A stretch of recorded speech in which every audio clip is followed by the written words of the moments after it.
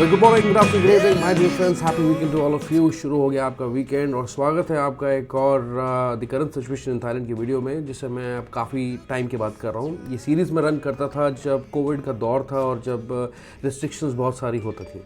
अभी जो आज की वीडियो के अंदर क्या डिस्कस करने लगे, क्यों मैं इस वीडियो को कर रहा हूँ बेसिकली, तो थोड़ा वेदर के बारे में बात कर लेते हैं, क्योंकि वेदर जो अलर्ट्स हैं बहुत आए हुए थाईलैंड में भी, ऑल अक्रॉस थाईलैंड। और इसके अलावा जाहिर सी बात है थोड़ा सा वीज़ा के बारे में बात कर रहे थे, हालांकि कुछ ज़्यादा नहीं है वीज़ा के केस में। और इम्पॉर्टेंट चीज़ जिसके लिए मैं वीडियो बना रहा हूँ वो ये है कि जो इन्होंने कस्टम रेगुलेशंस हैं वो रिवाइज़ किए, उनमें रिविजन्स किए हैं, चेंजेस किए हैं। इसके अलावा इन्होंने जो, अगर आप फॉरेक्स या कोई भी फॉरेन करेंसी या Thai baht out of Thailand लेके जाते हैं तो उसके अंदर भी उनके रेगुलेशंस में भी इन्होंने कुछ चेंजेस किए हैं। तो उसको देखना सुनना ज़रूरी है आज की इस वीडियो में। बाकी कुछ और थोड़े बहुत टूरिज्म अपडेट्स हैं जो कि हम इस वीडियो में कवर करेंगे। तो शुरू करते हैं इस वीडियो को, और आगे बढ़ने से पहले वीडियो को लाइक करें, शेयर कर दें इस वीडियो को ज़्यादा से ज़्यादा, और चैनल को सब्सक्राइब जरूर करें। Let's begin. तो सबसे पहले हम बात कर लेते हैं थोड़ी सी कोविड केसेस के बारे में। It's very interesting. मैं कोविड बहुत कवर करता था, तो does Covid really exist in Thailand, है ऐसा? तो अभी जो है, अगर मैं डेटा हाल ही का निकालूँ 6 से 12 अगस्त का डेटा, तो सिर्फ 318 केसेस आए, जिसमें 7 तो डेथ्स हुई हैं अभी तक, ठीक है। और अभी तक जनवरी से लेके अभी तक 31,843 केसेस आए हैं टोटल। ये इसलिए जाना ज़रूरी है because it's interesting to know कि कोविड है या नहीं है, इसलिए बता रहा हूँ, ठीक है। और आपको शायद नहीं पता होगा, जब ये सॉन्ग करण गया है उसके बाद कोविड के केसेस में उछाल भी आया था, ठीक है। तो कहने का मतलब ये है, सारी बात ये है कि आपको मेडिकल इंश्योरेंस ज़रूर लेके जानी चाहिए। आप कोई सी भी इंश्योरेंस ले लो, मेडिकल जो कोविड के एक्सपेंसेस कवर करती है, या आपके जो ट्रैवल के एक्सपेंसेस कवर करती है, वो आप ज़रूर लेके चलें। मकसद यही होता है, बताने का मैसेज यही होता है। अब यहाँ पे 2 से 8 जुलाई के बीच में मैं आपको बता दूँ, पिछले महीने की बात है, 1193 केसेस आए थे, 1193 केसेस, ठीक है। और 18 से 24 जून और पीछे चले जाएँ तो 1653 केसेस आए थे, ओके। तो आप लोगों को ये चीज़ें पता होनी चाहिए कि पॉलिसीज़, इंश्योरेंस पॉलिसीज़ लेना कितना इंपॉर्टेंट है। लोग मेरे से पूछते हैं कमेंट के अंदर कि क्या मैंडेटरी है इंश्योरेंस पॉलिसी या नहीं है। आपकी चॉइस है, आप लेके जाना चाहते हैं या नहीं लेके जाना चाहते, लेकिन मैं आपको रिकमेंड करता हूँ कोई सी भी पॉलिसी आप ले सकते हैं। एक पॉलिसी मैं आपको रिकमेंड कर सकता हूँ जो कि काफ़ी ट्रस्टेड और रिलायबल और स्पेशली नोमैड्स के लिए बहुत अच्छी है, या आप मल्टीपल ट्रिप्स करते हैं, कंट्री टू कंट्री हॉप करते हैं, that is safety wing nomad travel insurance. उसके बारे में आप जान सकते हैं नीचे, अगर आप डिस्क्रिप्शन में देखें और कमेंट सेक्शन में देखें तो मैंने उस कमेंट को पिन करके रखा है, तो उसकी डिटेल्स आपको वहाँ मिल जाएंगी।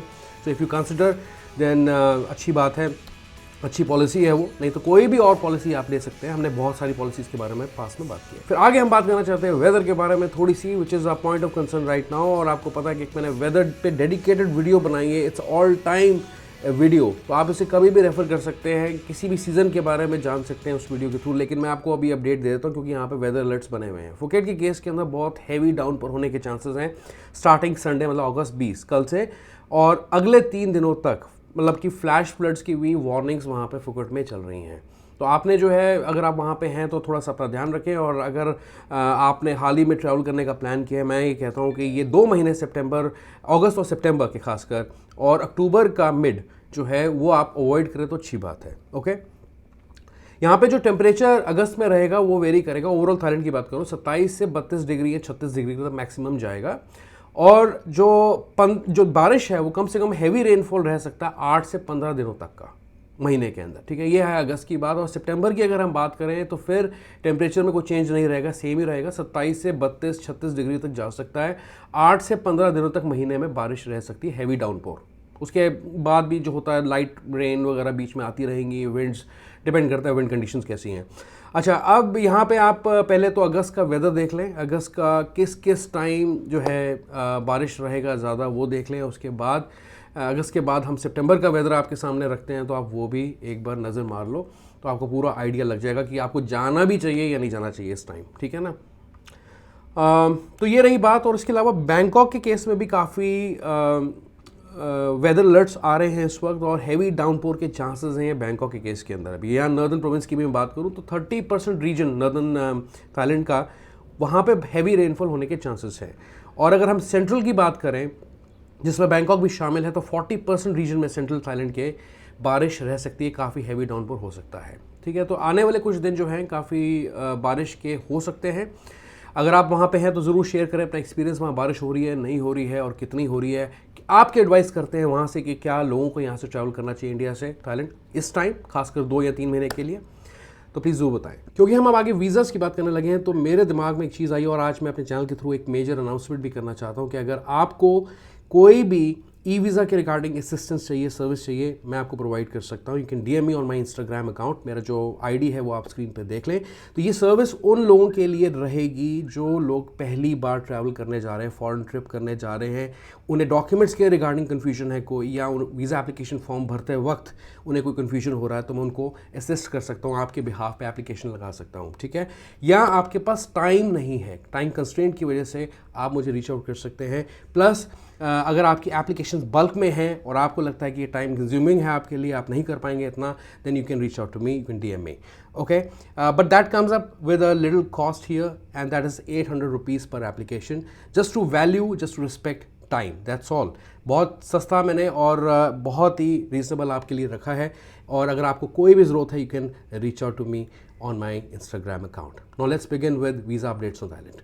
मैंने अभी पीछे एक वीडियो भी डाली थी छोटी सी, और न्यूज़ में क्योंकि वो चीज़ थी कि ये लोग प्रपोज़ल भेज रहे हैं वीज़ा फ्री करने के लिए इंडिया के लिए, ठीक है। लेकिन उसके बारे में अभी कोई भी आंसर या जवाब नहीं आया है, या वीज़ा ऑन अराइवल की एक्सटेंशंस की जो हम वेट कर रहे हैं उसके बारे में भी कोई ऑफिशियल रिस्पॉन्स नहीं आया है। मैंने इनको एक अभी रिसेंटली मेल भी लिखी है रिक्वेस्टिंग कि इसका क्या स्टेटस है, बिकॉज इन्होंने मुझे ये कहा था जब मैंने इनसे मीटिंग की थी कि ये लोग ई वीज़ा की सर्विस स्टार्ट कर रहे हैं इंडिया के लिए, जो कि नहीं हुई है, ठीक है। तो उसके ऊपर मैंने फॉलोअप किया था, प्लस मैंने ये भी इनसे पूछा कि वीज़ा ऑन अराइवल के एक्सटेंशंस के बारे में क्या ख्याल है, और वीज़ा फ्री का हमने प्रपोज़ल जो है वो सुना था न्यूज़ के अंदर, तो आप उसके बारे में कुछ कर रहे हैं नहीं कर रहे हैं। तो it is still in the proposal stage, कुछ भी ऐसा जवाब या नहीं आया है यहाँ पे, या रिस्पॉन्स अभी मुझे भी नहीं आया है जो मैंने उनको मेल डाली है कि वो लोग इसके बारे में क्या कर रहे हैं, ठीक है। तो यहाँ पे थोड़ा आई थिंक वेट करना पड़ेगा, हो सकता है डाउन द लाइन 2-3 महीने इसको एग्जीक्यूट करने में लग जाए।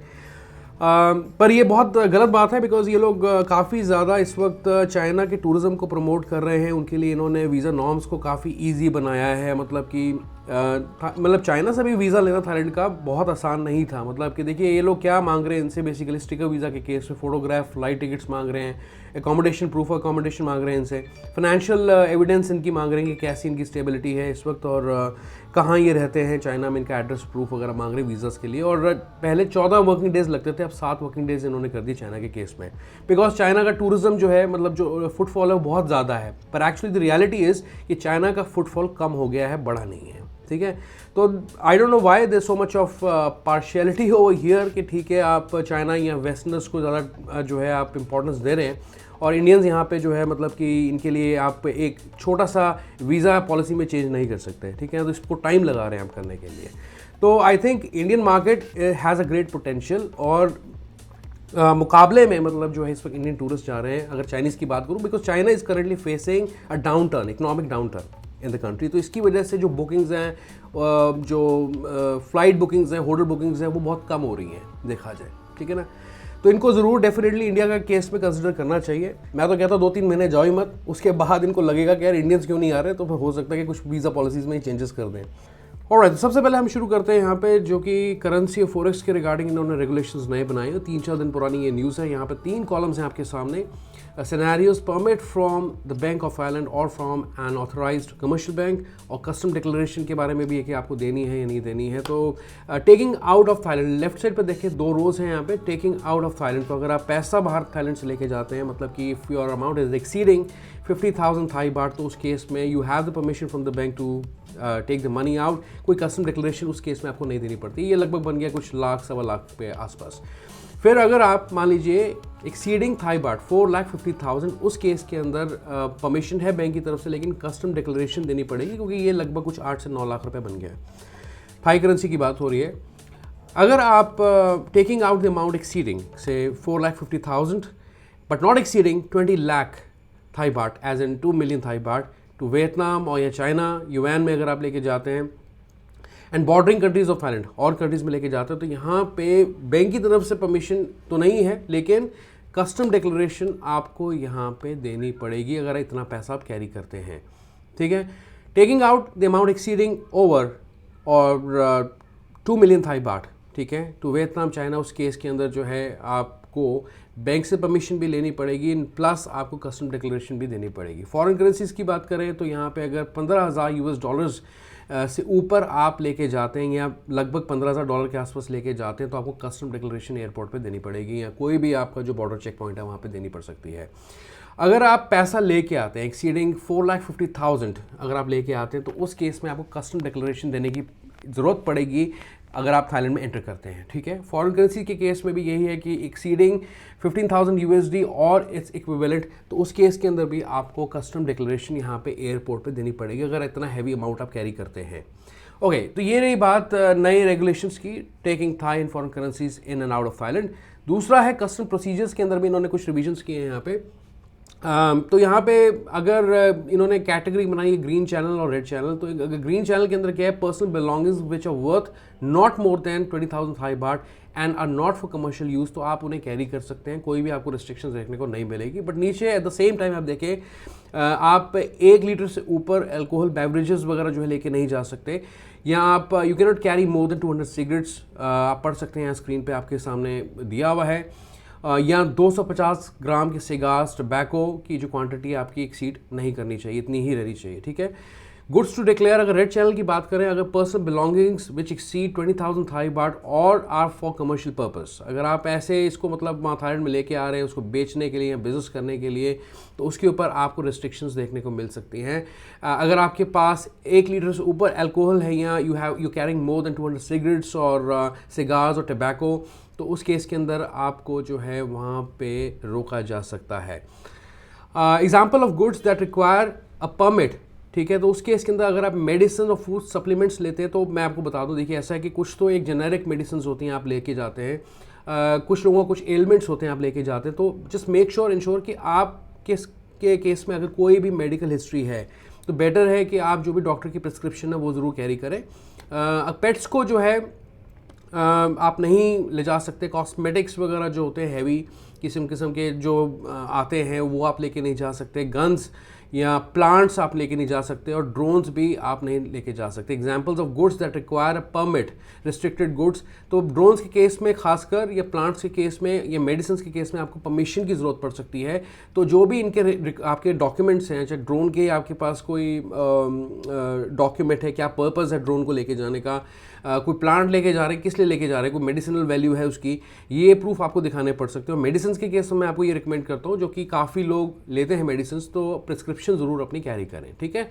उसके बाद जो है custom procedure at red channel, तो यहाँ पे present your baggage and personal belongings to custom officer at the red channel. तो इस केस में प्रोसीजर क्या रहेगा, अगर आपके पास वो गुड्स हैं जो कि काफ़ी हैवी क्वांटिटी में, या आप रिस्ट्रिक्टेड गुड्स लेके जा रहे हैं, तो उस केस में आपको you need to present your baggage and personal belongings to custom officer at the red channel. उसके बाद उसकी वेरिफिकेशन के बाद open your baggage and personal belongings for custom inspection, तो आपको बैग खोलना है, वो वेरीफाई करेंगे आप क्या लेके जा रहे हैं। The custom officer assesses the value for duties and taxes, अगर आप एक प्रिस्क्राइब्ड क्वांटिटी से ऊपर चीज़ लेके जा रहे हैं तो उस केस में आपको ड्यूटीज़ या टैक्सेस पड़ सकते हैं, आपको पेमेंट करनी पड़ सकती है, उसके बाद वो आपको जाने देंगे। So coming back to the video, ये थे नए रेगुलेशंस रिगार्डिंग द कस्टम्स, और अगर आप फॉरेक्स जो है थाईलैंड में लेके जाते हैं या थाईलैंड से बाहर लेके जाते हैं, दोनों के केस में हमने यहाँ पे बात कर ली है। इसके अलावा जो है कुछ और टूरिज्म अपडेट्स हैं। इसके अंदर क्या है बेसिकली कि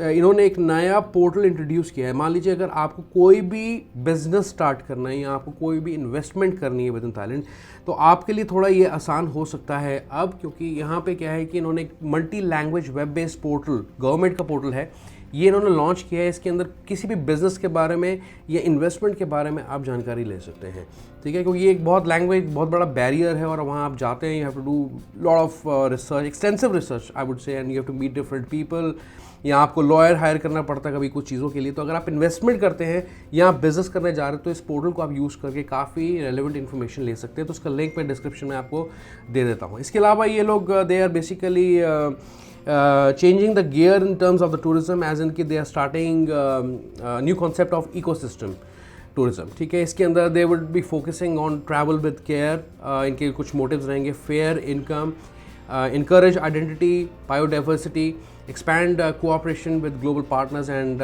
फिफ्थ डिजिटल कंटेंट। ये बेसिकली टारगेट कर रहे हैं ज़्यादा जो अमेरिकन्स हैं या कैनेडियन विजिटर्स हैं या सऊदी अरेबिया के टूरिस्ट, क्योंकि ये काफ़ी हैवी तादाद में जाते हैं और काफ़ी हैवी स्पेंडिंग है इन लोगों की। इनके लिए बेसिकली ये बेटर बना रहे हैं।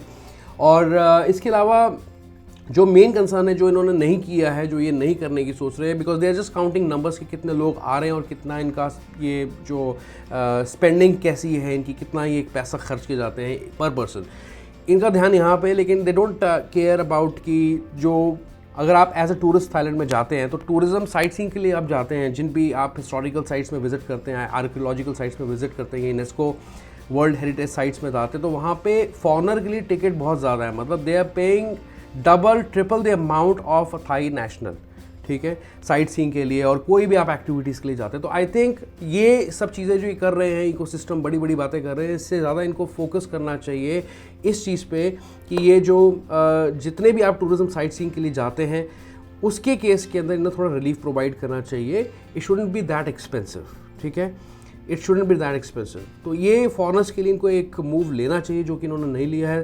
But anyways that's all I have to say. और यही थे कुछ थोड़े से अपडेट्स आज की इस वीडियो में देखकर सिचुएशन इन थाईलैंड। कोई और नए अपडेट्स आते हैं, रेलेवेंट आते हैं, जो आपके काम के हैं, तो मैं ज़रूर एक सेपरेट वीडियो में आपके साथ कवर कर दूंगा, ठीक है। ये वीडियो आपको कैसी लगी है बताएं, इस वीडियो को लाइक कर दें, चैनल को सब्सक्राइब करते हुए जरूर जाएं। And I see you once again, goodbye, take care.